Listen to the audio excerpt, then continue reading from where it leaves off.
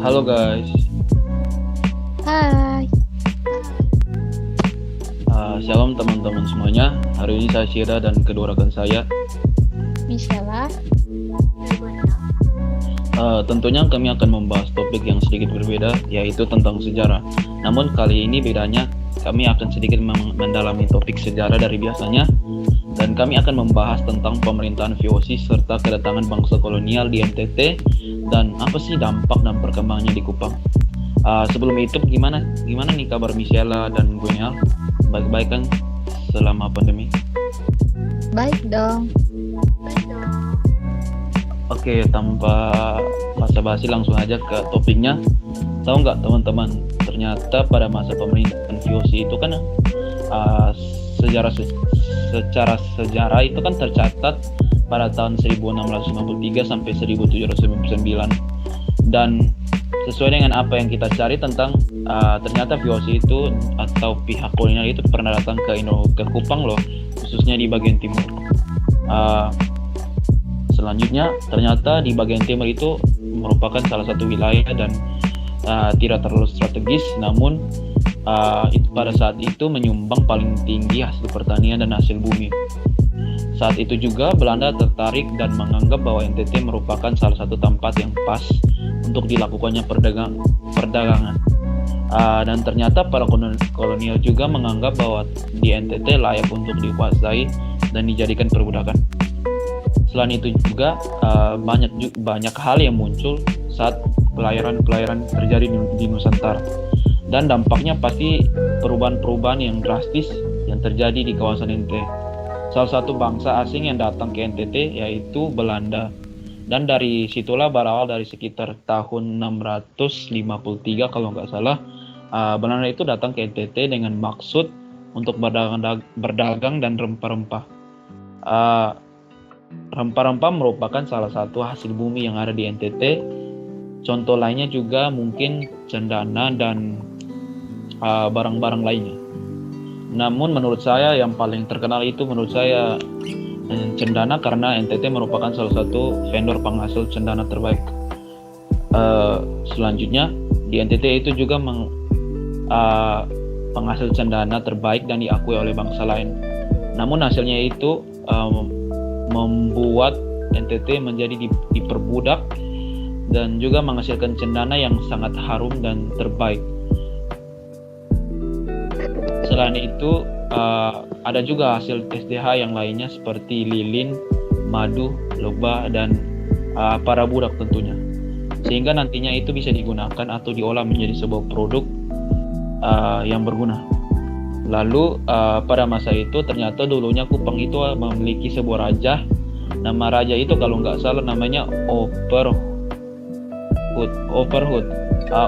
Overhood ini merupakan pimpinan waktu itu di kota Kupang, dan VOC ini membuat Overhood atau saudagar yang dianggapnya lebih tinggi, sehingga lawannya itu Kopman adalah pembantu dari saudagar tersebut. Sehingga dari sinilah merupakan para kolonial membangun hubungan kerja di daerah kota Kupang. Selanjutnya para bangsa kolonial itu juga datang dan tiba berada di NTT. Mereka sempat menjajah, namun mereka juga membangun dan menjalin hubungan perdagangan dengan beberapa daerah di NTT, khususnya di bagian timur, Rote, Sabu, dan Sumba, juga Flores dan daerah lainnya. Juga sehingga pada saat itu banyak perubahan dan dampak yang terjadi baik dari segi pendidikan, budaya, politik, serta ekonomi pun juga ikut berkembang. Saat itu juga banyak cara berpikir masyarakat berubah, khususnya di NTT. Masyarakat NTT itu lebih berilmu dan lebih terbuka pemikirannya setelah diperbudak oleh bangsa kolonial, sehingga dampak yang mereka rasakan adalah skill mereka ikut bertambah dan ada pengaruh baik dari segi finansial ataupun ekonomi. Selanjutnya pada abad ke-16 masyarakat NTT juga mulai berhubungan dagang dengan Portugis, dan terhitung sejak Malaka jatuh ke dalam tangan Portugis pada tahun 1511 kalau nggak salah, itu dicatat bahwa sampai tahun 1561 secara tidak langsung Portugis benar-benar membangun kekuasaan kolonialnya di NTT.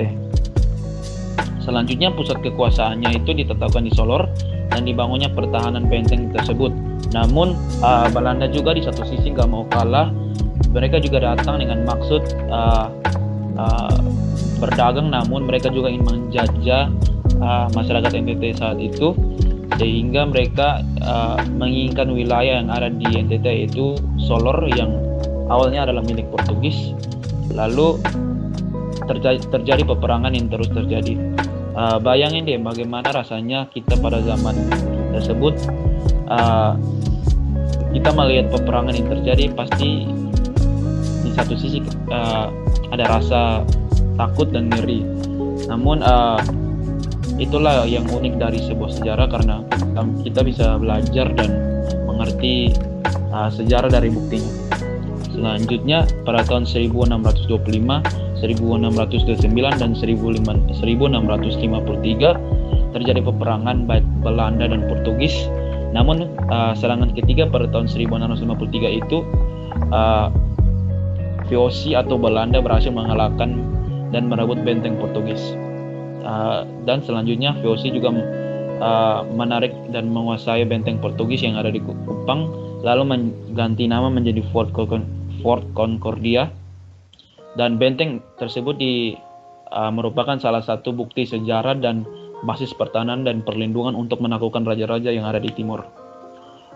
Belanda atau organisasi mereka yaitu VOC atau yang dikenal dengan French Oost-Indische Company, itu seperti yang kita tahu bahwa VOC adalah gabungan dari perusahaan-perusahaan dagang yang dibuat oleh Belanda di daerah Hindia Timur. Namun sesuai yang kita tahu bahwa VOC mengalami kebangkrutan juga pada tahun 1759. Saat itu di kota Kupang mereka mempunyai pemerintahan dengan independen atau berdiri sendiri selama 300 tahun lamanya. Namun banyak juga negara-negara lain yang singgah dan menempati kota Kupang, baik itu India, Cina, Filipina dan lainnya. Kota Kupang juga pada saat itu mulai banyak peperangan dan menjadi sejarah hingga sekarang, dan seperti perang Penfui yang dijadikan nama salah satu jalan di kota Kupang. Sekarang aku mau nanya nih, menurut Gwenel sendiri apa yang kamu ketahui tentang perang Penfui itu? Setahu saya sih perang Penfui itu pada saat itu Portugis datang ke kota Kupang juga agar dapat menguasai wilayah perdagangan di NTT. Itu saja sih. Tepatnya, sekarang saya akan lanjutkan kembali. Jadi pada awalnya itu pada zaman di mana Inggris lah yang menguasai kota Kupang pada pertama kali, disitulah Belanda datang ke kota Kupang dan mulai berencana untuk menguasai dan merebut kepemimpinan yang ada. Dan saat itu Belanda dipimpin oleh Hassan.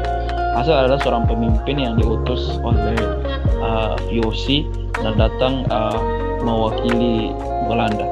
Dan di situ kota Kupang menjadi sebuah wilayah pemerintahan mereka secara langsung.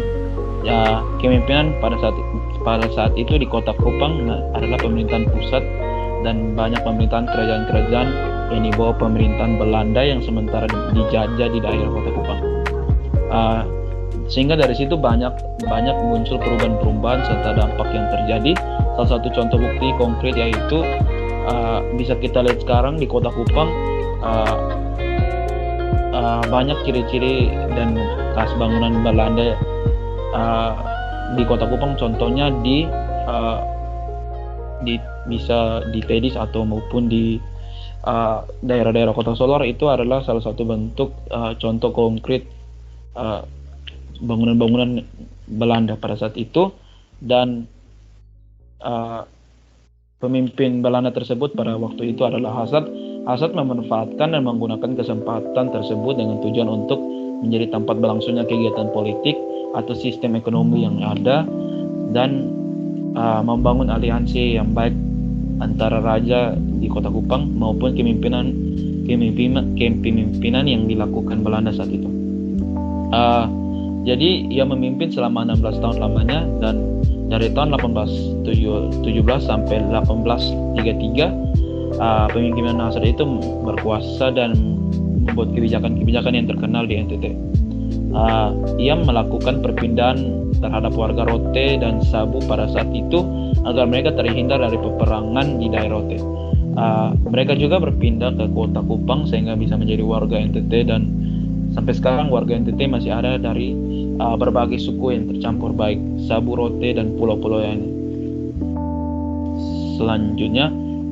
Saat itu juga pada akhirnya mereka menunggu sementara di Kupang, dan banyak peperangan yang terjadi contohnya di Rote pada saat itu, sehingga disebut dengan volplanting, yaitu artinya dalam bahasa Belanda yang punya arti tempat hunian atau menetap. Seterusnya kisah ini terus berlanjut. Pada tahun 1756 mereka membuat resimen khusus, dan resimen ini dilakukan pada tahun 1807. Resimen ini terbagi menjadi 3 satuan, ialah Burger, Paparages, dan Mardikers kalau nggak salah. Setelah itu mulai terbaginya menjadi beberapa kampung di kota Kupang. Contoh salah satunya Fontaine, Boni, Kampung Solor, Namosain, dan beberapa lainnya. Pada saat itu mereka membuat komunitas dan akhirnya dibantu oleh orang Hasard untuk melawan raja-raja di timur seperti pasukan-pasukan lainnya. Mereka juga menggunakan pasukan atau budak tersebut untuk membangun pertanian dan memenuhi kebutuhan mereka saat itu.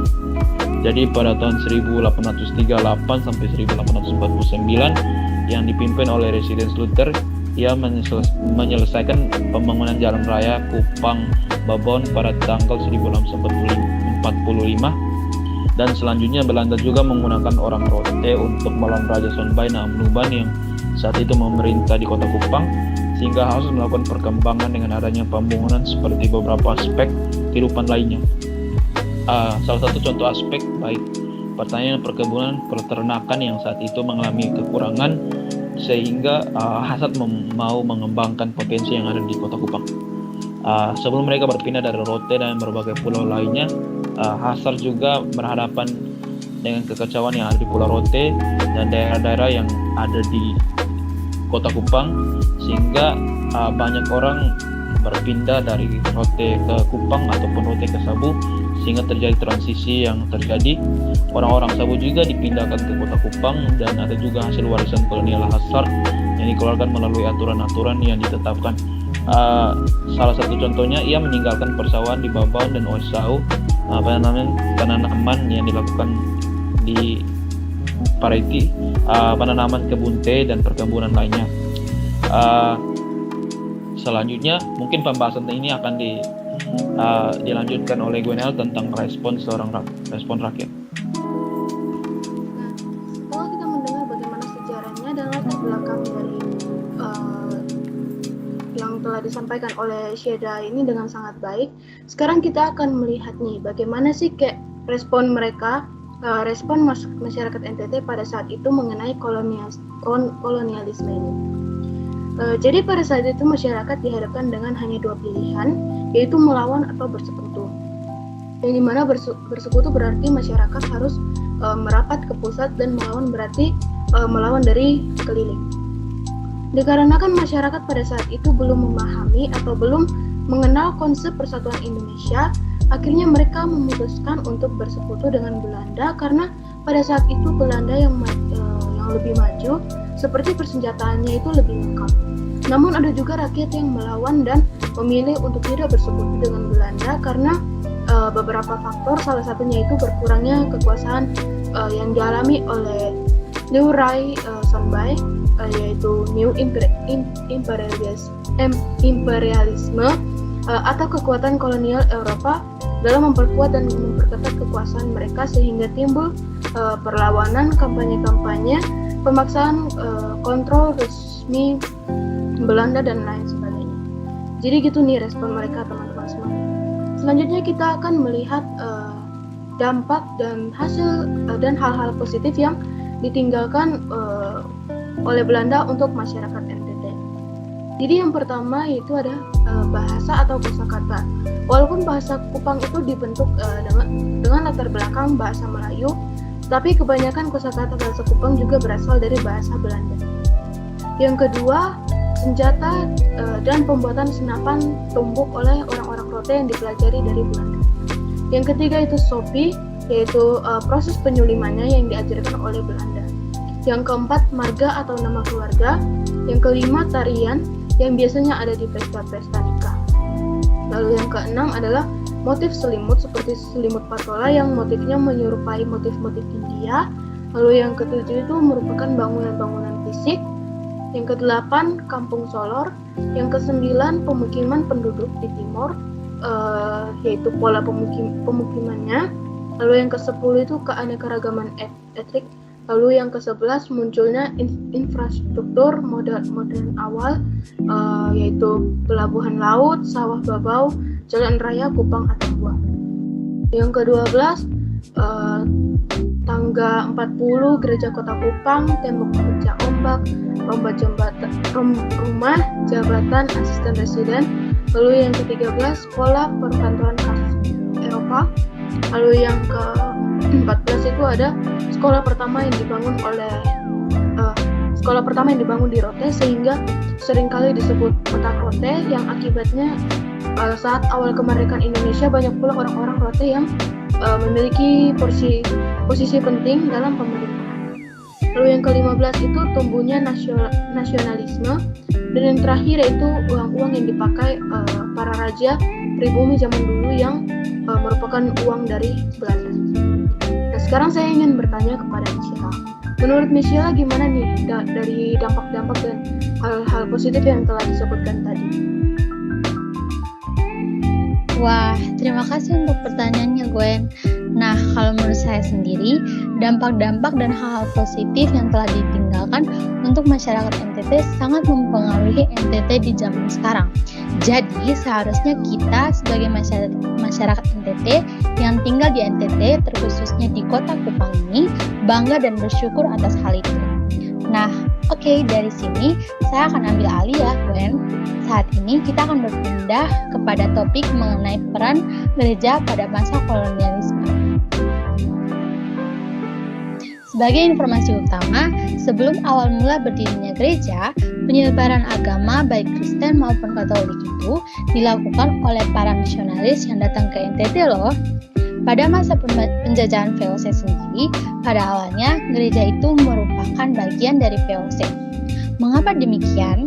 Karena biasanya ditempatkan pendeta dalam kapal VOC, di mana misi pendeta saat itu juga belum terlalu luas, seperti menyebar agama.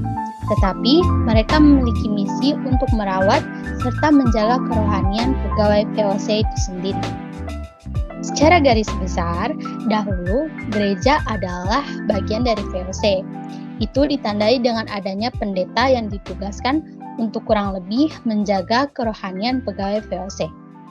Nah, satu fakta menarik lainnya terkait gereja adalah bahwa ada juga perkembangan positif terhadap gereja, yaitu kekristenan yang pertama kali terjadi di Rote, di mana Raja Puramesak yang saat itu merasa diri lemah dalam situasi perbudakan yang sangat kuat, ia akhirnya memilih untuk mengubah kerajaannya menjadi kerajaan Kristen agar warganya tidak diculik oleh kerajaan lain. Seiring berjalannya waktu, gereja khususnya gereja Protestan diketahui menghadapi perkembangan dengan lambat. Mengapa dengan lambat? Nah, ini dikarenakan gereja sendiri merupakan gereja negara. Gereja dikepalai oleh raja atau ratu, sedangkan para pendeta berada di bawah Kementerian Perdagangan dan daerah jajahan, sehingga mereka digaji dan diatur oleh negara. Tetapi, pada akhirnya, gereja dapat berdiri sendiri atau independen pada tahun 1947, yaitu 2 tahun setelah kemerdekaan. Kabar gembira bukan? Nah, secara keseluruhan, tentu saja ini merupakan talk show yang sangat menarik untuk diikuti, sehingga setiap kami merasa sangat bersyukur dan berterima kasih atas waktu dan kesempatan yang diberi, khususnya oleh Tuhan Yang Maha Esa, sehingga kami dapat menerima materi terkait sejarah daerah kami sendiri. Setuju ya teman-teman?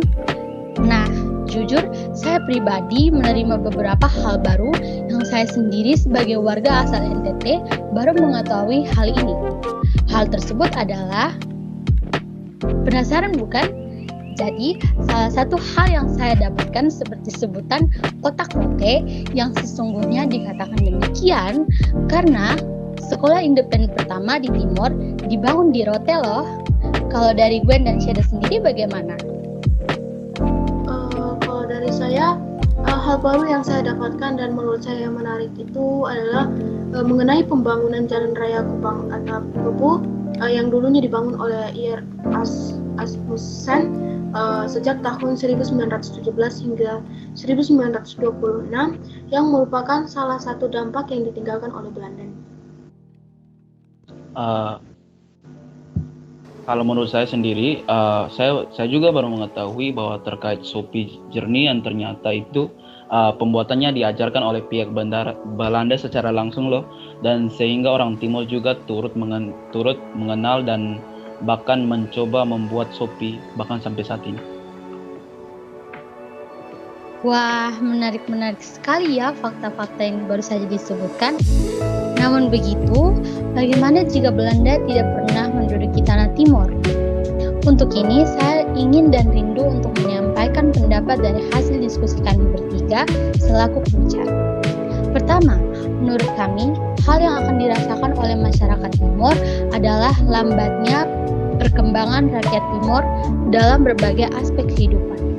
Mungkin dari sisi positif kita dapat melihat bahwa dengan tidak adanya penjajahan Belanda, rakyat akan hidup bebas, perbudakan, dan sebagainya.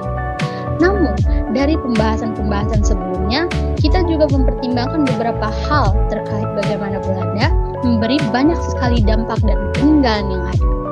Sebagai contoh, jika saja Belanda tidak menduduki tanah Timor, perang antar kerajaan pribumi mungkin akan berlangsung lebih lama karena tidak ada pelerai di antaranya, dan berbagai contoh lainnya. Ini berarti ada hal-hal yang akan hilang jika tidak adanya pendudukan Belanda di Timor. Nah, ketika dikaitkan dengan perspektif Kristiani, kita melihat bahwa ini merupakan kedaulatan atau penyertaan Tuhan dalam berlangsungnya sejarah Timor.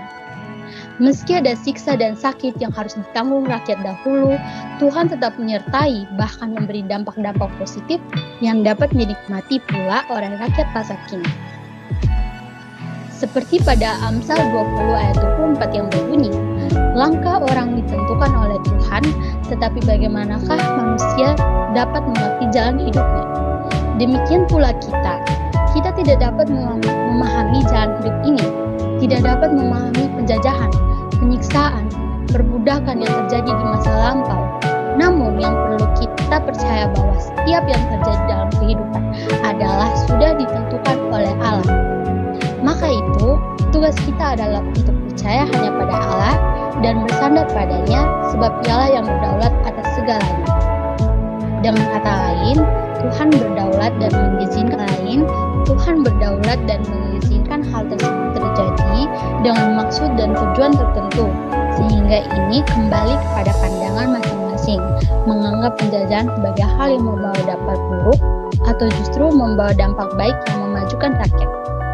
Nah, sekian dulu bincang-bincang singkat bersama kami. Terima kasih telah mendengarkan dan salam sejahtera bagi kita semua.